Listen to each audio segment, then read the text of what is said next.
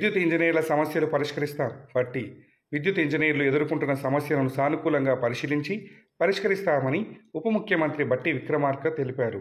బుధవారం ప్రజాభవన్లో తెలంగాణ విద్యుత్ ఇంజనీర్ల సంఘం నూతన సంవత్సరం డైరీని ఆయన ఆవిష్కరించారు. ఈ కార్యక్రమంలో సంఘం రాష్ట్ర అధ్యక్షుడు నెహ్రూ, ప్రధాన కార్యదర్శి భాస్కర్తో పాటు రాష్ట్ర కమిటీ సభ్యులు పాల్గొన్నారు. తాము ఎదుర్కొంటున్న సమస్యలపై ఇంజనీర్లు బట్టికి వినతి పత్రం సమర్పించారు.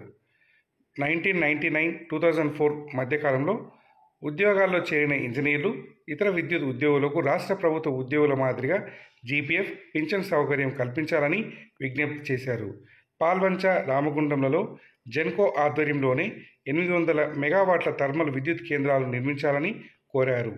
ఈ అంశాలపై ఉప ముఖ్యమంత్రి సానుకూలంగా స్పందించినట్లు సంఘం నేతలు తెలిపారు.